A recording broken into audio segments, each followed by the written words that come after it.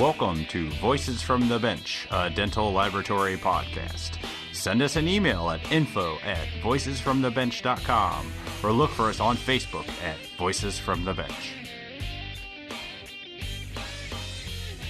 Greetings and welcome to episode 182 of Voices from the Bench. My name is Elvis. And my name is Bridge. Bridge. So I should say roundhouse. It's not fitting. Last week you had your worst day ever. Yeah. And from what I understand, today you're still working on the same roundhouse. Oh, yeah. It didn't fit. Oh, no, I'm sorry. Yeah, it didn't fit, and he shoved it on the implant abutment and cracked it on number 9. Took a new scan and a new impression, which, of course, was distorted. Took a new scan, didn't scan it properly. Asked me to do it in 4 days, which he scanned it on Friday and wanted it today. So you can imagine how much fun that was, because you got 13 hours in the oven, 13 hours to design pretty much, blah, blah, blah. So the frickin' bridge didn't fit again today. Oh, you've upset my dogs. Yeah, well, you better bleep the F word out. So I flew over there, cut it, finally convinced him to cut it between 8 and 9, because they're implants, for crying out loud. They're not going to move. Yeah. Wing to contact, just tried to give it my best because it didn't fit on the printed model, so I couldn't do the contact, and went back over there, flew back over there, and he seated it. Yay, I'm going to have some tequila tonight. It's a tequila night, just saying. You deserve it. I do. Because what is this? Is this 2 weeks now you've been No, working it's on the same 5 roundhouse? weeks. 5. 5 weeks. 6 bridges in 5 weeks. It's this just, poor patient. I know, and I had to apologize. She was super nice to me and very grateful, and you know, if he would have done his job right, the first time I asked him, or the first 4 times I asked him, but I'll take the credit for dropping it and breaking it, but that's it. Yeah. So let me get this straight. He forced it on an implant abutment and broke it? Yeah, he broke like the facial margin on number 8 because it was... Wow, you got to really force that thing on. I know. What I mean, if it doesn't drop right in, you shouldn't really... Well, what do I know? And then I handed the bridge to my coworker, and I said, this bridge is haunted. Get it the hell out of here. And he was the same guy that helped me with the contacts. I go over there, I see the bridge on his desk. I'm like, dude, I told you to get rid of the freaking bridge. It's bad luck. You kept it. You're supposed to put it on the wall, frame it, let it be inspiration. Take it outside the lab, throw it out, get rid of it. I don't want the karma. I'm going to have to sage myself when I get home. Drink some oil or whatever people do. Enough of that. How are you? I'm doing well. Good. I actually got to go visit labs in downtown Chicago this week. Woo. I don't go to Chicago unless it's the lab day, Yeah. so it was nice to actually walk around in nice weather. I'm sure. I went there, 2 weeks ago, and it was fantastic. Yeah, it's beautiful. I'm going to sound like a really big hick Indiana country boy, but it was really neat visiting labs on like the 17th floor and the 11th floor and the 9th floor. I had no idea there were labs up there. I didn't either. That's fascinating. These people have amazing views. I can't imagine what they pay to have a lab there. It's got to be, I don't know. It's just really neat. You go up these elevators, 17 floors, and here's a lab. Yeah. It was quite fascinating. Well, good. I'm glad you are enjoying your new job and being able to travel with Preet. God, we can't go a podcast without saying that. So there you have it. I said it for you. Speaking of, if you're going to find yourself in the Winston-Salem area of North Carolina this weekend, which is September 24th to the 25th, I will be speaking at the Eastern Conference of Dental Laboratories about marketing your lab. Oh, fantastic. I don't do it anymore, but I used to. This is a really good regional conference that's put on by a really dedicated board. Because not only do you get to see me be all nervous on stage, I will also be at the Preet booth recording for the podcast all weekend. Without his partner in crime. Yeah. Because I can't travel as much as you do now. You're a traveling beast. Me, not so much. So have fun. I appreciate it, and I will. Make sure you first go to eastern-conference.com to register, then go to the show, and then stop by and record with me. It will be a blast. Last time they had the show was 2 years ago, and it was a ton of fun with some great speakers, and this year looks even better. And I'm going to start my presentation soon. All right. Well, good luck to you. Who was telling? Oh, Eric. This interview, he talks about starting everything like the night before. Oh, yeah. That's the only way. I'm taking his advice. Under pressure, we move a lot faster. So this week we talked to a denturist that I think has the record for the most webinars. That is, if we had awards for that sort of thing. Eric Kukucka, the owner of the Denture Center in Windsor, Ontario, comes on the podcast to talk about the unique way his semi-famous father encouraged him to find a way to succeed in life and how he fell in love with removables. Eric also talks about his experiences in school, opening a couple different practices, and how and why he got into the digital workflow. He's a denturist, but he's actually a true technician at heart. So join us as we chat with Eric Kukucka.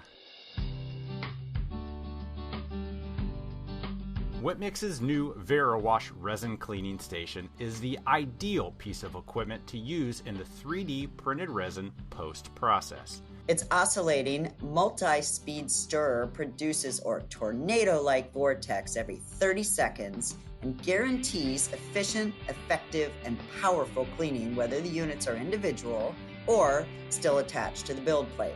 The 2 alcohol baths make an effective step wash system. It cleans more efficiently, and there's less alcohol needed since it is reused for both a fresh bath and a dirty bath.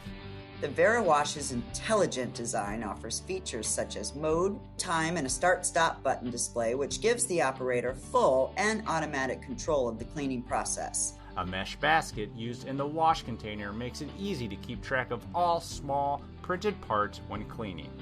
The affordable unit's 1-year warranty ensures peace of mind for the owner. So visit them at whitmix.com or call 1-800-626-5651 for more information about this great new product. And as always, we appreciate your support of the podcast, Whitmix.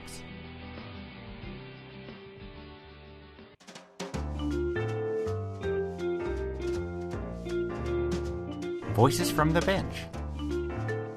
The interview. We'd like to welcome to the podcast a well-known gentleman in our industry, but also the denturist. But we are talking today with Eric Kukucka. Did I do all right? Well done. Right. Yeah, nice. President and owner of probably the best name you could possibly have for a denturist, the Denture Center. How are you today? Elvis, I'm doing great. Thanks so much for having me here. I think you're probably the most webinared person ever. It seems like every time I turn around, you have a webinar out there. But Eric, we'd like to kind of find out your history. How did you get started in all this? It's an interesting story. I'll make a really long one really, really short for you in the interest of time and everyone's patience. Take your time. We have a whole podcast to fill, so let's get to the details. Basically, I always had to work with my hands. I love to draw. I love to build things. I love to, the hand-eye dexterity has always just kind of been my thing, a really hands-on person. But I wasn't the best student per se when it come to cracking the books. So, my father kind of had one of those deep talks of, you're going to go a couple ways in your life. You're either going to crack the books and learn to do something, or you're going to end up on the street. So kind of took me to a drive down in this scary neighborhood and said, you want to live here or you want to live over there? Wow. And we had a close family friend that is a denturist, and I really liked his lifestyle. And I went to kind of visit his lab and his denture clinic, and I love that working with a lathe and working with your hands and mixing polymethylmethacrylate and working with wax, and it really intrigued me.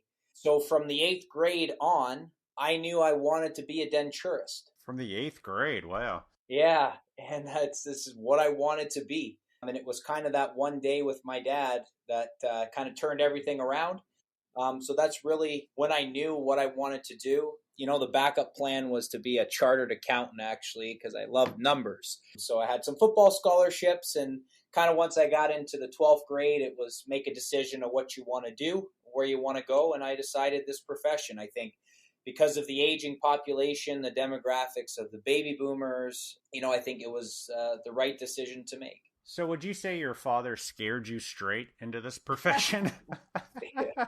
1,000%. If you could put me on that, similar to that TV show where they put people in jail cell, that's kind of how that drive felt that day. And it was, the funny thing is, he says, so we went to the bad neighborhood and then the nice neighborhood, and he says, you got about 30 minutes to decide what you're going to do, because by the time you get home, I want an answer, and I don't want you to say anything the whole ride home. So, geez. We could stay scared straight. Well, so when you graduated high school, obviously you knew somebody in the industry. What did you do after high school? Where did you go? What lab did you start at? The nice thing about the denturism program is you can actually go right out of high school and go to, there's many denturist programs in Canada, and I know there's online versions for the United States as well. Todd Young's doing the American Denture Yes. College, doing an amazing job what they've done over there, and seeing the exponential growth of what they're doing down there. So I want to give kudos and a shout out for sure to Todd and his entire team, and anybody else that's really helped that grow. But very much the same here in Canada. So I graduated from high school, and I actually didn't go apprentice. I didn't do anything. I actually walked into this profession, or the academia portion, green. And I have to say it was one of the best things for me, because I didn't come in with any preconceived notions or any attitude per se. And I actually, when I was in my first year at George Brown, I was going to quit.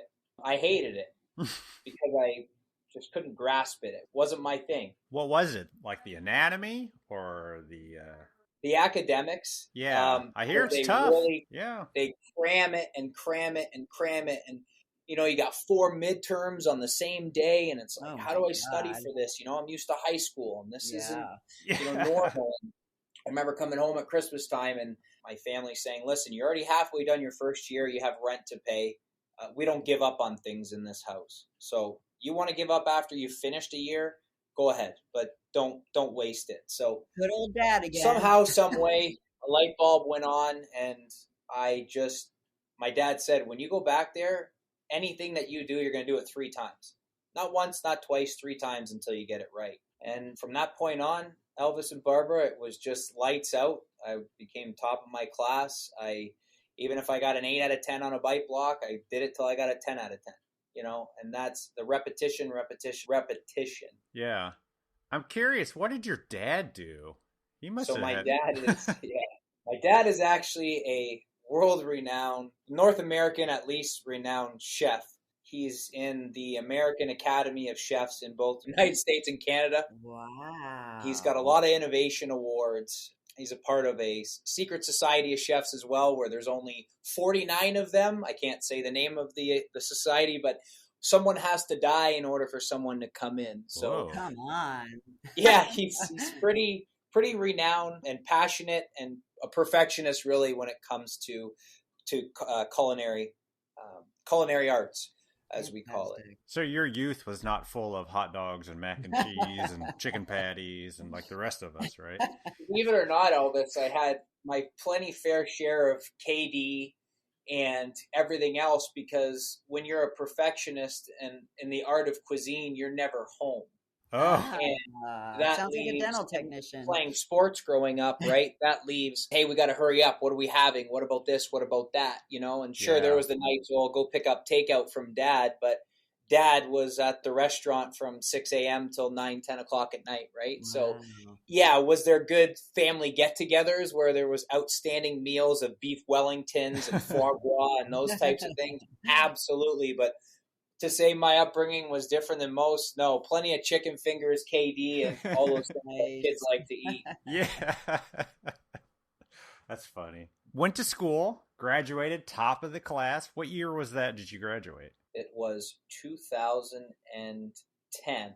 Oh, okay. With that repetition thing, it actually allowed me, I finished my 3rd year clinical when I was in 2nd year. So I'd already fulfilled all my requirements. And what also helped me do that was that summer I worked in a dental lab. So full service production labs, Quantum Technologies, which is now part of the Microdental Group. Oh, okay. Yep. So local lab here in Windsor, Ontario. I actually worked for Mike Gerard.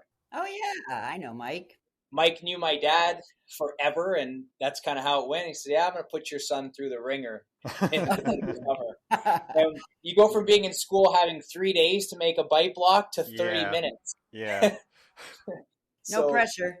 No, here's your time slip. You got 30 minutes. So let's just say the first month or so wasn't that appetizing for me in the real world, but it definitely helped hone my strengths. And I think if I could say that on this podcast to anybody, when you're getting into this industry, whether you're going for formal education or not, working in a full service lab will teach you a lot. Yeah. Oh, yeah. Did you walk in confident because you're top of your class thinking this is going to be no big deal, and then you find out what a day in a regular full service lab is like and kind of got beat down a little bit? Yeah. It was a good self realization and self reflection of you're not that good. Yeah. Yeah. When you went to school, did you learn everything or was it specific to dentures? Yeah, so dentures in specific, so removable completes and partials. And then there's a theoretic portion on dental implants as well as a small hands-on component just for an implant over denture type of case. The other thing I did in my spare time when I was in school is I actually did a lot of CE. So throughout the summer, whatever CE courses I could get my hands on, I was also doing setup courses, BPS courses, aesthetic courses, all those types of things we were doing as well because, the academia setting is very good, but also getting some real world experience and some other CE is also never hurts, right? Yeah, you can't replace that. Is that unique for students to do that? Is it after you graduate, then you get the continuing ed? I would say it is a unique thing, Elvis, I think, because you're so worn down really from your 9 months at school. And the last thing that you want to do in the summer is, for most people, work or go get more CE. Yeah. Yeah. But I'm just obsessed with dentures. Not ever since that, after that 6 months, it just, a little ashamed to say, I mean, I had some Ivoclar and Candelore denture posters in my condo in Toronto. I mean, That's pretty sad, Eric. It is sad. It is sad. Sad but true, I guess. How about that, There Elvis? you go. Farrah Fawcett, nope, dentures. That's kind of cool. So do you do the internship near your last year? Yeah, so you do an internship where you have to do, I believe it's now today, I think it's 120 hours. It's just basically part of it. It's a class per se, or part of your curriculum of the apprenticeship. So I did do that with our family friend at the time. So I went in there every time I was home. I would go and do that. You start to get the real world experience with doing that. And I think it's a big eye opener. So we've done that now successfully for 5 students in the last, I've been in business on my own 7 years. We have about 5 people come through and do that internship. And it's funny. I see the old me, right? Oh, I know everything. Oh, yeah. I'm already really good. And it's not that easy, I guess, but it's a good refresher and a realization for, as a student, to go through a mentorship, preceptorship program. It's got to be fun on the other end, though. Absolutely. Yeah. Is there something funny that you do? Like you tell them to go downstairs and grab the metal teeth or something really weird, and they spend half a day looking for it? Well, it's, not really, to be honest. I think you don't give them a hard time. Well, you know what? I will say this, actually. So now that you bring that up, yes, when they come in and say, all right, here's an upper wax rim I need you to do for me, and you have 1 hour to do this. An hour? Yeah, an hour. Good luck. Well, I usually have all day. Well, here's the interesting part. It actually should only take you 30 minutes. Today I'm going to give you an hour and a half. You think you can do that for me? And then an hour and a half in, still doing model analysis. This and that. And all right, well, guess what? Every week that you're here for your preceptorship, this is called a timer. And you're going to start timing yourself until you can get yourself down to that 30 minutes. There you go. It's like boot camp. And that's what happened to me when I worked in the lab. And then when I graduated, it was I had a timer over my desk, and I was held accountable until I got to that speed. But maintaining quality and precision, right? It's not always about how fast. It's also about how good, right? Anybody can whip anything up in 5 or 10 minutes, but is it good? Does it work? And are you remaking it in the end, I guess? Yeah, I could have all the teeth sticking in wax in 5 minutes, but they ain't going to be in any order. I love the timer idea. We use that here in the lab when we're teaching people how to seat and finish or stain and glaze.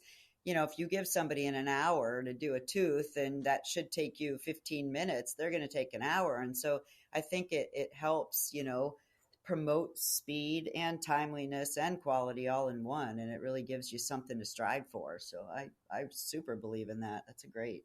Yeah, I think it makes a big difference because you have accountability. I think our Mhm. lives are run by time. Yep. Whether you're on a day off or you're at work or you're planning a trip or a vacation, it's all time management, right? And I think that especially for someone coming out so green from school where no one's taught them time management anyway, right? It's all kind of self-taught time Yeah. management, and you're cramming studying, you're cramming this, you're trying to fit it all in. And but again, you have 3 days to make a wax rim, or even 3 hours. And now it's, hey, now you got to train, you got to school, this is your base foundation, now it's time to go to the Olympics. Yep. Yeah, we all know how much pressure there is in our industry. So, you have to do things faster, high level, but you cannot take that much time to do anything nowadays because there's just so much work and there's so much to do and there's so much behind the case you're working on that, to teach them right out of the gate to use time management's really smart. Eric, you went to a college that was specific for denturists, but you did your internship at a lab. Where did you get your patient experience? So when we are at George Brown College, so you have to do, at the time it was 38 units. So you had to do a specific amount of full folds, a specific amount of combinations, a specific, so full and partial, and then a specific amount of partial, and so on and so forth. So that's where you get your first kind of patient experience. So there was a clinic seeing patients at the school? Yeah. Oh, okay. Excellent. Yeah. Oh, nice. And then when I graduated, when I went right to work, literally the Monday after graduating on Friday, it was, all right, here's your first patient, here's this. And I'll tell you, as much as it might have been the tough love or the school of hard knocks, he sat me down and said, I just want you to understand something. You're not good. And Gee, thanks. you might have been top of your class, you might this, but understand, it takes years and years and years and years to master this. And I want you to become a master, and you will become a master. But understand, you have a very, very, very long way to go. And I'll let you know when you get to that point. But until then, work hard and do good work. Wow. So I've got a question about that. So you love dentures, but part of the whole denturism thing is dealing with the patient.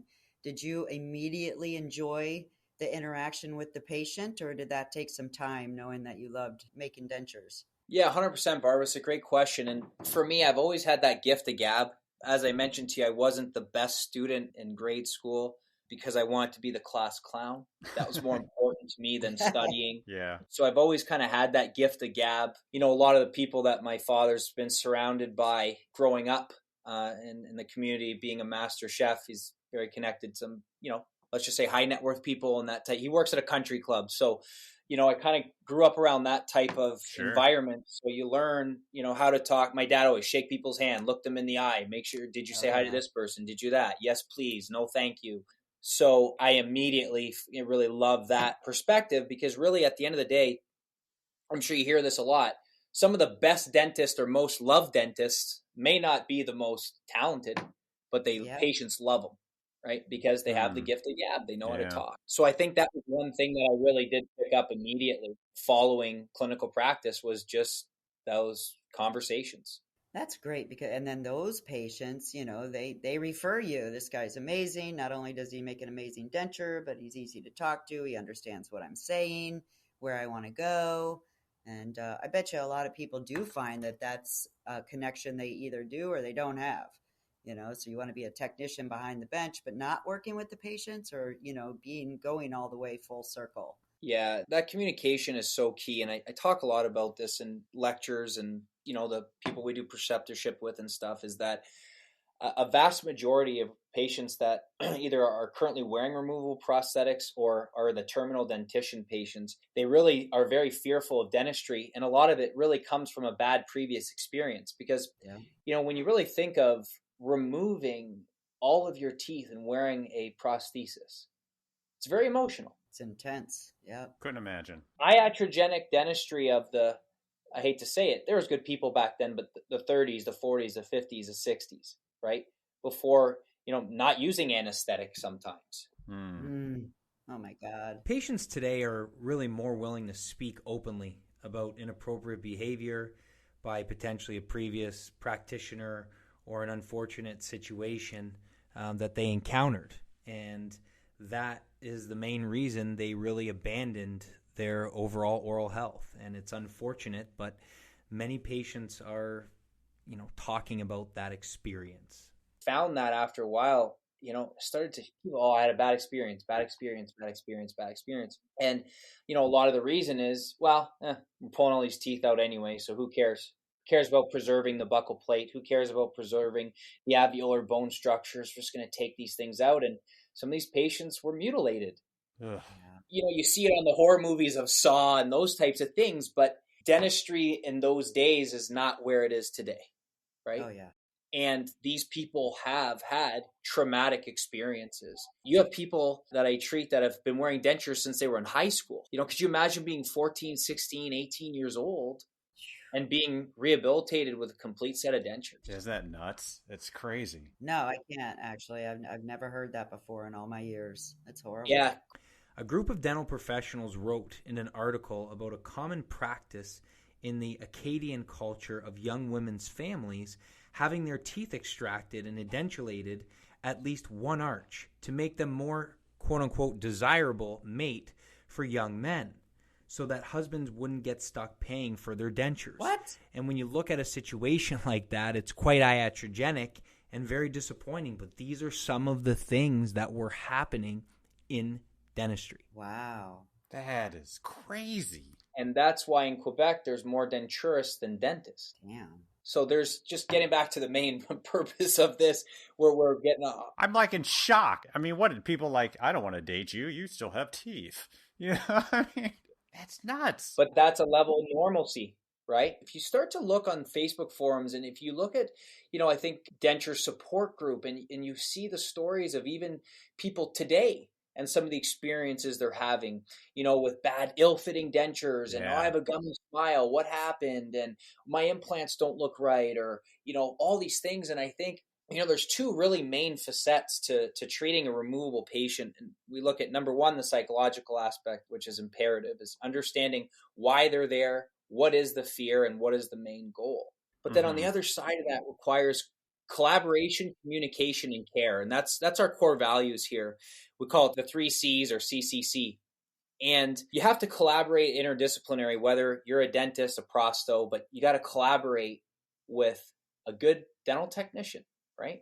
You have to have good collaboration, and you have to be able to communicate to that interdisciplinary team, communicate with the lab, communicate with the patient, and then you have to care, right? Yeah. Because if there's no care, then there's no collaboration. Absolutely. Right? And most importantly, quality. When you really look at dentistry as a whole, and especially in removable, it's oral engineering, right? Mm-hmm. It's you're following anatomical landmarks, right? Anatomy and physiology, because you have no reference. It's not a single tooth crown or a single tooth implant or a molar, right? Yeah. You're trying to, and think of this in the analog world before we get into the digital talk, right? But think of analog. You have a space where you are heating up wax and individually placing 24, 28, depending on the occlusal scheme and the ascending ramus and all those things. Let's just call it 28 teeth in a bilateral balanced situation with hand-eye coordination. Yeah. Right? Think about that. That's why I don't do it. But really and truly, right? How many things go through your mind when you're setting that first maxillary central, right? Incised papilla, line angle, tooth position, position of the neck, inclination, all those things. That's just rapid go. But you could do that 28 times, and then you go back and check it again and again and again and again and again, right? And then the wax shrinks, and then this happens, and this moves, and then you go try it in, and the midline's off. But all that aside is, you're following the rules and the principles that really have been instilled from the 40s and the 50s and the 60s, right? The Earl Pounds, the Bonwells, the Gerbers, the Geezys, all these things really haven't changed of how we set teeth. But it's that communication, collaboration, and care is what makes a successful removable prosthesis. Mm-hmm. Digital or analog, doesn't matter. Wow. I love that. I'm gonna use that. 3 C's. That's cool. So when did you open up your own? When did you open up the Denture Center? Yeah, so it was 2014. Really blessed and fortunate to have had a mentor for 4 years, and then just decided to go on my own. Previous partner and I had bought this satellite location from a gentleman named Jim Bennett, still with me today. Mm-hmm. He's 60. He's been doing dentures for over 40 years. His dad was a dental technician, so they had a lab, and then Jim went to George Brown and became a denturist. Nice. So we bought Jim's practice, and then when I left my partnership, I bought that satellite office. And that was in 2014, and it was 810 square feet, one operatory, or, kind of paperwork office was in the same room as the polymethylmethacrylate. So you could imagine what that was like, with one small transium window for ventilation. Just typical mom and pop shop, right? Old school place. In the first year, we grew 700% when I took that over. Holy moly. How did you find clients back then? Like, what did you market, or did you? Yeah, so we did a little bit of advertising, but what really set me into the next level is following those three core values and actually working with dentists and finding dentists that really love doing dentistry, but like the interdisciplinary model, and they have denture patients in their office. They just don't want to treat it, right? Yeah. If it ain't broke, don't fix it. Uh-huh. Right. And So the model started with, just send me your garbage. Yeah. You know what? Whatever you don't want to do, just send it to me. I'm on my own. I'll take anything. Doesn't matter. I'm the leftover guy. That's it. Just give me the scraps. And the scraps quickly became the recyclables, and then became the antiques, and then became the high level or stuff. And we just grew that type of relationship. And then the word of mouth from the patients, and the location was good. And Jim had been there for 30 plus years, right? So, but it was just kind of the mom and pop shop, like the convenience store, right? You go there for your pop and chips, and you get your stuff. So from there, we built a state of the art, which at the time it was 2,800 square feet. Wow. And we're now 1,200% growth from 2014 when I started. We've added now, we're at 4,000 square feet. So we've added total digital manufacturing, CAD cam rooms, photography studio, audio visual studios. Damn. Tons of offices, more operatories. Wow. But before all that glitz and glamour, I'm just going to backtrack for a second. My other goal was to, I wanted to be an entrepreneur, and I wanted to start a denture DSO. Here I am, I'm, 25 years old, and I'm going to have 100 clinics, and I'm going to do all this. And what happened was I had 5 clinics at one time, and I just grew too much too fast, couldn't manage it, was going super, super, super into debt, just trying to keep it alive. Wow. Getting phone calls from the bank, and it's like, what's going on here? Oh, we just bought another practice. Everybody's got a story when they owe money, right? Checks in the mail, right? And yeah, I hit some hard times. We can talk about this openly on a podcast, because I think the truth is important, right? And yeah. As entrepreneurs, there's always the heartaches. And I remember being a pretty significant amount down, and the bank calling and saying, listen, you got 2 weeks. If we don't see something, we can't keep this going. So I went back in the lab, and I lined up every single pan that was in progress. And let's just say in 2 weeks, I was able to clear all the debt. Wow. I worked about 20 hours every day to do it. But so did that, and then just kind of sold all those offices off. So we're now down to 2 locations here in Windsor, Ontario, Canada, and then just kind of shifted the focus and the direction into these 2 practices, and really getting into digital technology. And that's what really allowed me to go from where it was to where it is today, and continue to expand the current state of the Denture Center. And then, as you know, when COVID happened, I don't like to sit still. I do work about 80 to 100 hours a week, depending on what's going on, because I love being here, right? And we're busy, but I love every minute of it. And, when COVID happened, it's like, oh man, well, I'm not going to fly 79,000 miles like I did in 2019 all over the world. So what do? You know what? Let's start an online education platform. Let's do it. Yeah. We're going to start with webinars. We're going to build training videos. We're going to do all this stuff. Let's just see what happens. So, we're able to really leverage that. Everybody was doing webinars, kind of at that time, but we started to see the first webinar. We had about 86 people, 100 people register, and about 50 show up.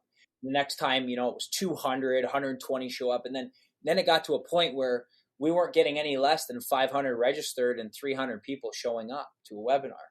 But then you look at that and you say, but how do I monetize something like this, right? And that's where we built what we call Learn with the Denture Center. And what we found was people were getting into digital technology, but they didn't have a source of training, right? Because when you look at reseller training or just training in general, let's say it doesn't matter, 3Shape, Exocad, Densplice, doesn't matter who it is. The job of the company is to teach you how the buttons work, how to turn things on. Just no different than dentistry, right? Here's an amazing cement. Okay, there's some protocols to follow with it, but the rep's job isn't to teach you how to go into the mouth, prep that crown, and do everything properly to cement it, right? And it's very much the same with digital, and that's where we saw a big need for this online education platform that we built, was to train people how to properly, effectively, efficiently, and predictably, clinically treat a patient. So we have clinical videos and modules, scanning for both lab scanner and intraoral scanner, design for both of those methodologies, and then manufacturing, and then clinical delivery of all these appointments from A to Z. Anything, immediate dentures, wax rims, intraoral scanning, just everything, because my passion really is education, right? So spent the midst of COVID building this platform, have over 150 videos on there.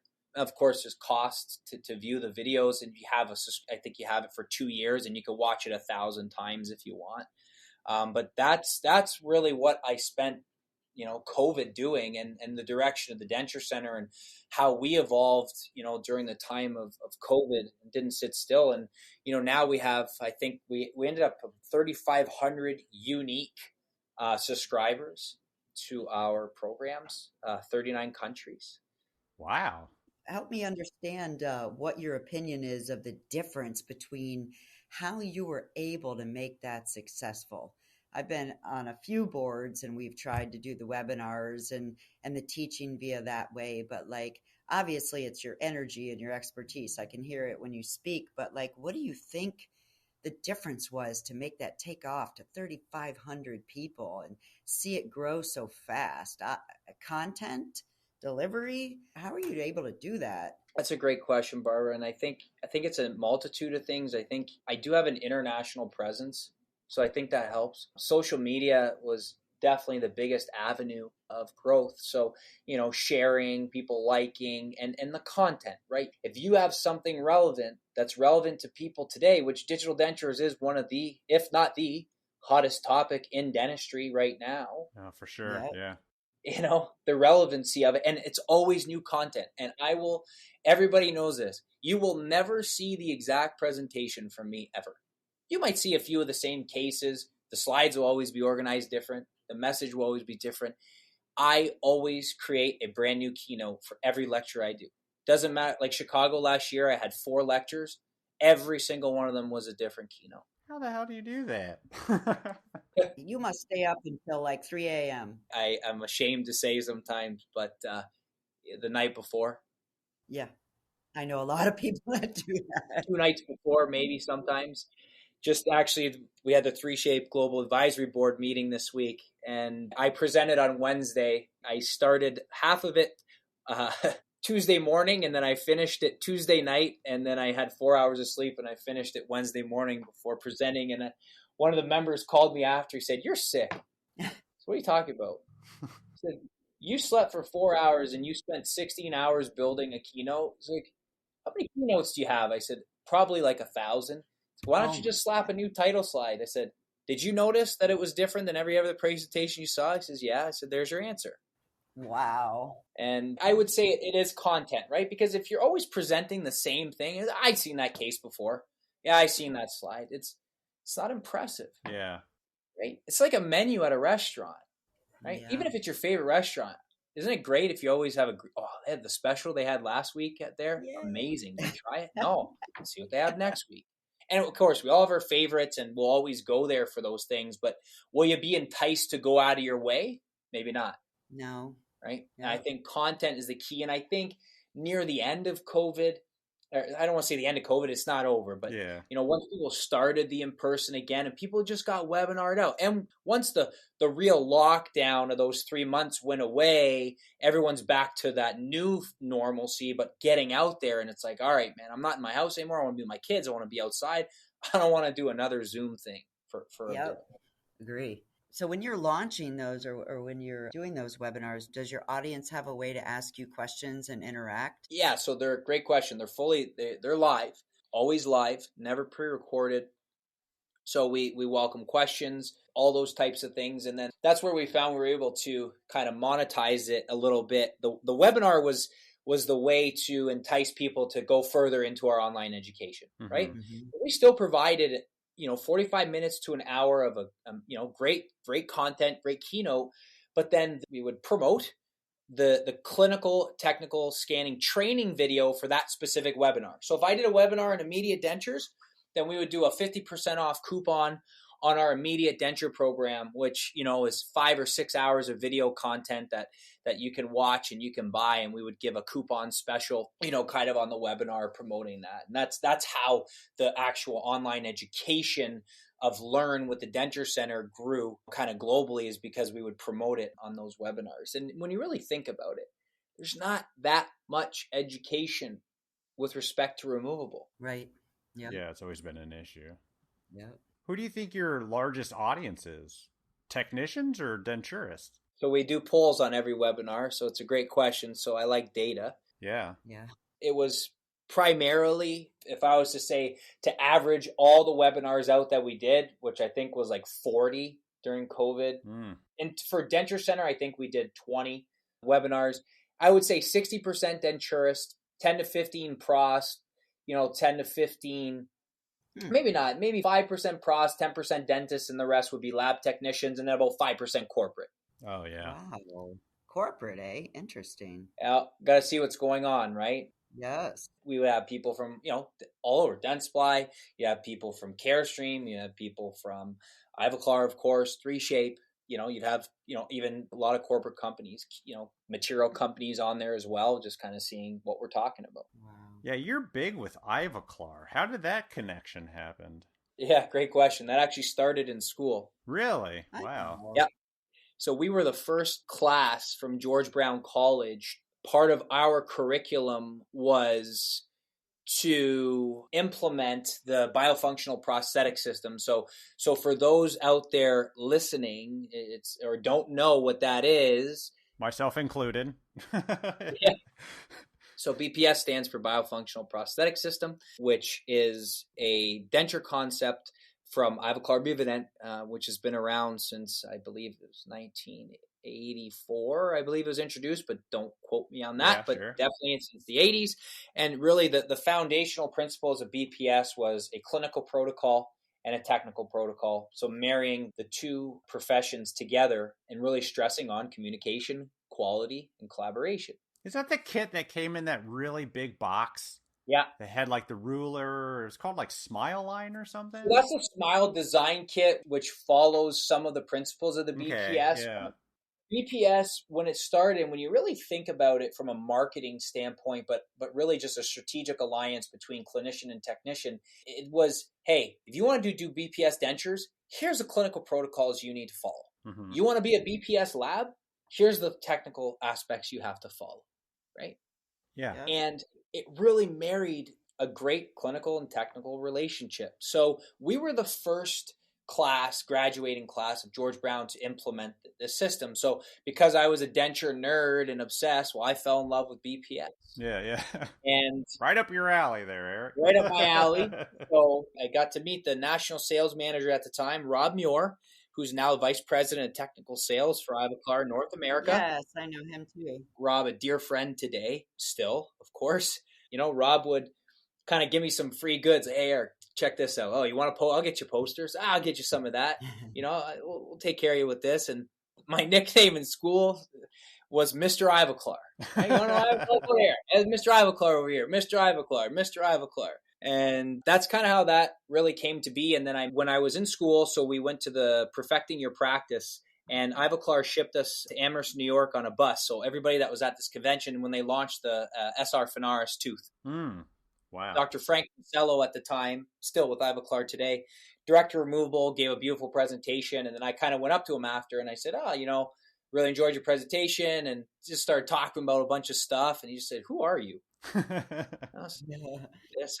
And that was in 2009. I got his card. We stayed in touch. And then, from that point on, I don't want to say it's history, but it is. And when I look at my relationship with Ivoclar and the evolution, and I don't know if you remember the old System 1 Accudent material. Sounds familiar. Which was a syringe and a tray material for taking impressions. So my first kind of collaboration with Ivoclar was testing the what's called today Accudent XD, because the patent was running out me on System 1 and System 2. Mm-hmm. And the way I gave clinical and technical advice and those types of things, and that's how it grew. And then I was part of beta testing the Phenaris 2, so the second evolution of the artificial denture teeth. And then that led into 2014, when I was the first alpha beta tester for digital denture. 2014. Wow. I'll never forget the day. I had literally 2 weeks before that left my practice and went out on my own, and went out to Ivoclar to just kind of let them know what my vision and my plans. And then, Dr. Frank pulls up these slides and stops it halfway through. And that's all I can show you for now, but I want to know if you're interested. And I just said, "Tell me who, what, when, where, how, why. I don't care. I'm in." And yeah, I never looked back from that point. And so was doing that with Ivoclar and 3Shape, and through every iteration you could think of digital denture during that testing, because digital denture from Ivoclar didn't really launch into the North American market till late 2017. Yeah. Mm-hmm. So you really think it launched IDS initially 2015, and then with the evolution of, at that time, which we called which Ivoclar, called the oversized milling process. And that was a game changer to be able to mill a monolithic arch of teeth and polymerize that together to a base and then final mill it in the machine, as opposed to bonding individual carded teeth. And that's really what brought digital denture into the market. But the other iterations that we were working on years prior to that were pretty interesting, milling wax and putting teeth into wax, and then pouring a model and ivobasing it. And, you look at how catastrophic getting rid of your tooth business could be to a company like Ivoclar, right? Yeah. Oh, yeah. We all know millions and millions and millions of dollars in artificial teeth. And really a decision was made long ago that this is the future. And still today, carded teeth still, I'm sure, biggest part of their business, or one of. Oh, I'm sure. I can't speak to it actually, but we can assume. Yeah, that's really how that relationship nurtured. And then I got closer with 3Shape. Yeah, how'd you learn 3Shape? Did you teach yourself? I was really fortunate to be taught 3Shape by really some of the forefathers and the developers. A very dear friend of mine, Lee Culp, Bill Barton, who's the lead technician at Ivoclar for digital dentures, Taras Kucher, developer of the denture software from 3Shape.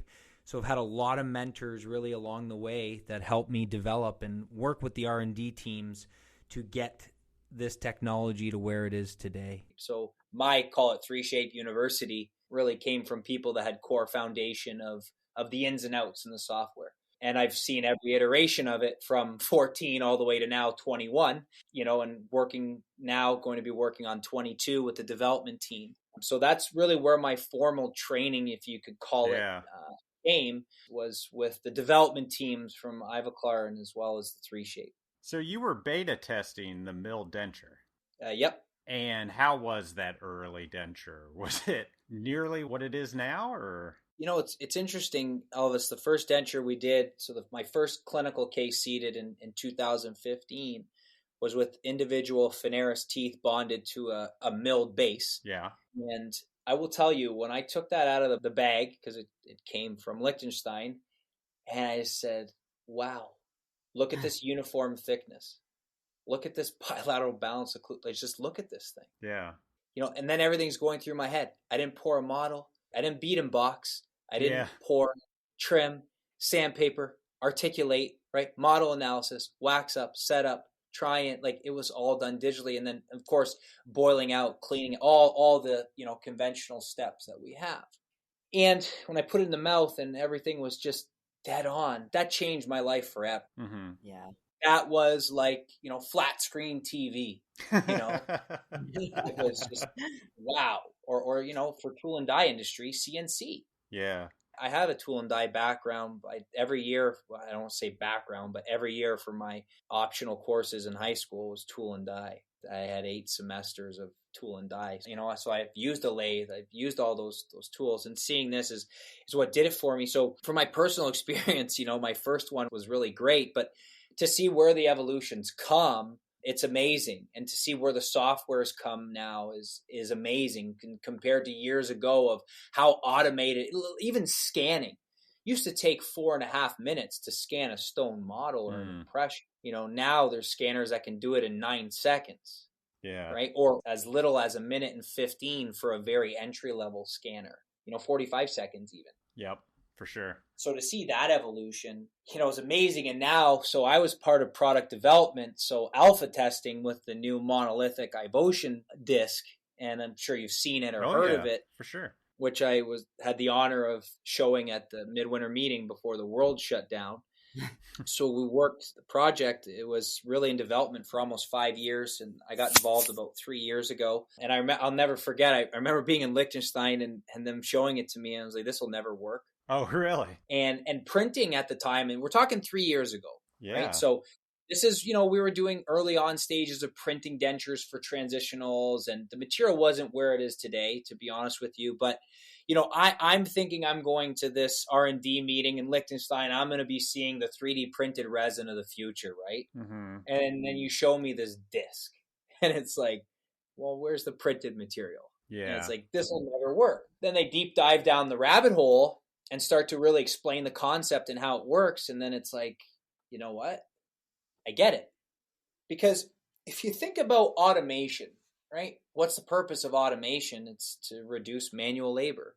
It's not to get rid of the job of the technician. It's to diversify that position, right? Mm-hmm. Yep. And when you look at iVotion, you think of, you design a denture digitally, you send that one file to the milling machine. The denture file can only be nested one way in that disc. It's not up, it's not this way, that way, right, left. It auto nests itself. Bang. So then you've now just eliminated anywhere between 6 to 10 minutes of cam time. And then you put that one disc in the machine, and it goes through one uninterrupted milling process, in some cases as little as 1 hour and 15 minutes, and sometimes as high as 2 hours. But again, then you're taking one denture out of a machine and you're trimming and polishing that denture, and you can add characterization and you can do all those things. Mm-hmm. But when you really look at the true innovation and simplicity of a true, let's say, the most automated digital denture workflow today, it's unrivaled. It's unparalleled. There's no one seamless integration like this currently today, right? Even with the oversized milling, you still have to mill a base separate, mill teeth separate, polymerize that together, cure that in the pressure pot, put it back into the machine, and mill a final denture. Yeah. Right. But we're talking one disc, one denture, one milling process. Right. And that was just, to me, mind-blowing once you understood that, wow. And it fits anywhere between 85 to 92% of dental arches tested. There's some limitations, of course. I say it's one size fits most. Mm-hmm. It's not one size fits all by any means. And then in those cases that don't fit the disc, you can do a two-step process, or you can get into printing, And then, just a little bit more on kind of the training, and we look at trios. So I remember meeting with Rune, and he's like, yeah, lab stuff, but why don't you try trios? Like, why don't we get a trios in your hands? Like, you should buy a trios. So, for what? Let's push the envelope. Like, not just a dentulous scanning. Like, what do you think you could do with this thing? I don't know, partials. Okay, we'll give you a great deal, but just try it. So buy a trios, and I try it, and it sits in the closet for 6 months. Oh, really? Wow. So what's the matter? Okay, we need this. What we need to do, we have to develop streamlined workflows and scan strategies and this type of stuff for dentures. He said, you got all this for crown and bridge. You have it for implants, but we don't have a validated denture workflow. Thus came the launch in 2020 of the optimized digital denture workflow. So worked together with Rune and the team on really making this thing go and making this thing work. And I can tell you, I can't live without it. We still have lab scanners here, but I will tell you 9 times out of 10 when I'm doing a denture case, It's with Trios. It doesn't mean I'm always doing intraoral scanning. Don't mistake me on that. But even if I'm scanning impressions and you look at sterility, I keep that in the operatory, right? Nothing's changing, nothing's leaving. You look at it from even a dentist perspective, they can scan an alginate impression in Brazil and send it to me here in Canada. So that's the other thing during COVID that we did is we started a digital denture lab. So because not all, the whole world was shut down. So I do work with quite a few prosthodontists in the United States and in Canada, some general dentists as well, and actually all over the world, because all the files are sent digitally. And most of our clients use Trios, believe it or not. Interesting. So Trios really has come from being a chairside or just an intraoral scanning tool for crown and bridge and implant dentistry and orthodontics to now what I firmly, in a complete unbiased manner, the most unrivaled intraoral scanner from an end-to-end workflow solution for digital dentures, because it's been optimized to scan intraoral tissues, denture impressions, as well as scanning dentures to make copy dentures. And again, that translates right into their software, right? So when you have a company that's developing not just the scan strategies, the scanning software, but then the design software, right? It marries together hand in hand to the 3 C's: communication, collaboration, and care, right? Nice. And do all the dentures you do at your denture center, are they milled iVotion? So it really depends on the indication. So iVotion is what I call, it's a good or a great denture. Yeah. It is still a monolithic, monochromatic PMMA material. So you don't have a polychromatic appearance on the teeth. But when you're looking for that optimized strength, like immediate dentures, all on 4 dentures, implant over dentures, it really provides you that. We also use it for transitional dentures, interim dentures, or call it economy dentures even. Okay. At some instance. Yeah. And then for our patients that really require and or that we offer the highest aesthetic results is with the multi-layer. So it's not an iVotion, it's an iVotion denture, but it's not the one-piece monolithic. So it's a polychromatic monolithic arch. So the arch is milled separately, it's bonded into the base, and then that's brought back into the machine. And then for patients that require the highest aesthetics, we'll do an individual carded tooth workflow. But still on the milled base. Everything's milled Correct. for the base. It depends, Elvis. I will tell you truthfully, what we saw early on with this milling bases and bonding carded teeth were midline fractures, because you have all those points of separation. Yeah. And you have an auto-polymerized PMMA doing the polymerization between the denture tooth and the milled base. So what we actually started doing a little bit was a hybrid for those cases. So we'd print the base in any material, not any material, but a try-in material. And then we'd take a wash impression inside that during the try-in stage, pour a stone model, and then we'd injection mold it with IvoBase. So you're still getting a heat polymerized PMMA bond between the artificial tooth and the denture base per se. Yeah. And you're still digitally manufacturing the uniform thickness, the occlusion, everything in that regard. So it's kind of a little bit of a hybrid workflow. Yeah, I get you. That's amazing. Eric, we could probably keep going for another hour. But unfortunately, we would lose all of our listeners if we did a 2-hour episode. So let's wrap up. What are you working on now? What's next? I mean, I'm sure you're excited to get out in the world again and start speaking. I'm sure you're lining up lab days and what's going on? Yeah, great question. So they're starting to come up, but then on the other end, you see COVID numbers come up, and then you got the disclaimer, this meeting may or may not happen with all the legal jargon. But I mean, I cannot wait to get back on to a stage and really start lecturing and really sharing where we've gone and 2 years now of where things are going. And, I'm always asked, what's the next evolution or where do you see things? I think printing's really coming a long way. I still, on a personal note, feel that the true milled polymethyl methacrylate material is still the most biocompatible, wear-resistant, and aesthetic material today on the market. But there's some really interesting innovations that are currently out there in the market from a lot of companies. Dents by Sorona's got the 199 print. Oh, yeah. Vision just launched the Flexera base and teeth, or Flexera Smile as they call it, for their tooth material, which is the nano ceramics. I've heard the Sprint Ray's launching a high-impact material. So I think there's a lot of material science innovations that are happening right now. We're testing all these materials. We have all these materials. So I always feel, all this guy talks about is milling, and it's no. We're not ignorant to what's going on in the industry, but we like to validate things. We like to have a proof of concept with everything that we do. We also have to be Health Canada compliant. with things that we do, and not all these materials by any means are Health Canada approved. So it's some of a limitation. Yep. But where do I really see the future? Less than 3% of dentures today are done digitally around the world. I'd like to see that number in the next 2 to 3 years at least hit 10 to 15%. And I think it will. I think you're seeing people after COVID really adapting to digital because you're saving appointments. We're currently working on a clinical study right now. Some early numbers to report: out of 50 patients, average appointments was 2.46. Average adjustments was 1.58. Wow. Some numbers for partials. All of our partials are selective laser sintered from a company called 3D RPD. With only out of 50 patients, a 9% remake rate of castings, and that's just due to some inaccuracies in some scans or patients not coming back right in time to get their restoration. Yeah. So, and average appointment for those was 2.76. So you're taking a 4 to 5, 6 appointment procedures, bringing them down to an average of 2.5 to 3. You're going to see a big adaptation to this model, and I think it's coming faster than people can realize. So I would say to anybody out there, this is the next evolution. I think you're going to see some interesting things coming out from some milling solutions as well with materials, but definitely excited about the future of 3D printing, milling solutions as well. Where is iVotion going to be, in the next few years? What type of innovation? Because this is generation 1, right? Yeah. This is Empress, right? Yeah. So where's Emax? Where's the Emax? Yeah. It's coming. Yeah. It's going to be amazing, the stuff that's going to be in our market in the next 5 years. AI for dentures, I think we'll see. That's my take. Yeah.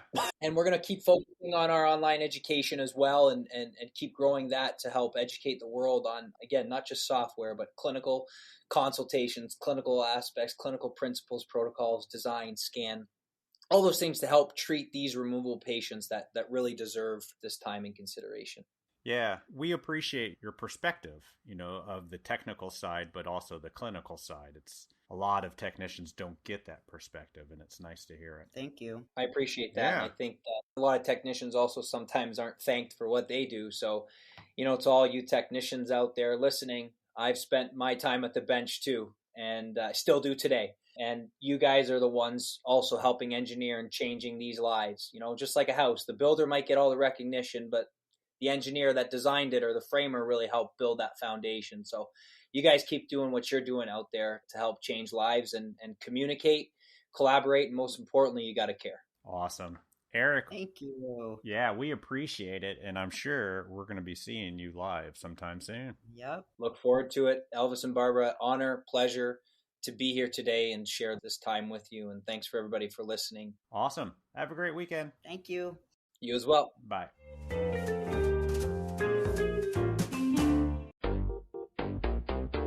Grow3X is a dental supply, service, and marketing company. It was founded by Norbert Ulmer, and their goal is to help dental labs, especially small labs, to lower their costs for supplies, to provide business opportunities, and help them generate growth. They really want to help labs as they know how difficult it can be competing with larger lab groups. One of the things that they have going on right now is their upcoming Grow3X Gem Talks. It's on November 5th in Charlotte, North Carolina. What is a Grow3X Gem Talks? Well, it's an all-day marketing symposium in a TED Talk style featuring some 10-plus lab speakers as they share their most relevant and practical marketing techniques. We will hear from Sasha.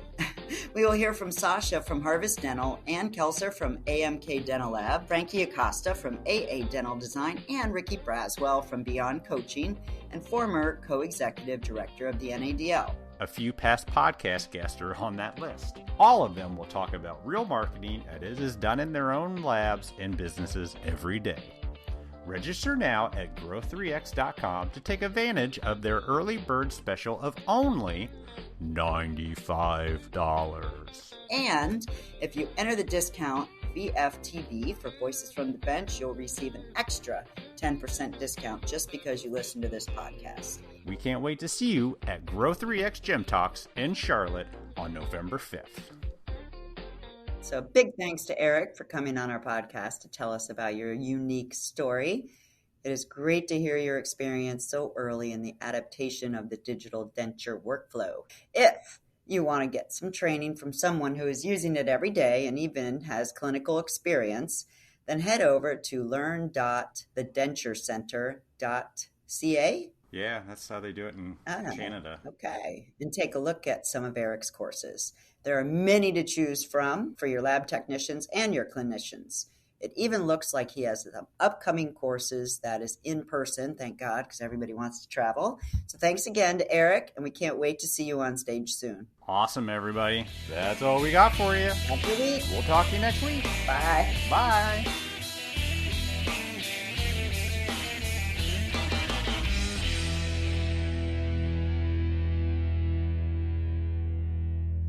In the middle of getting my hair done.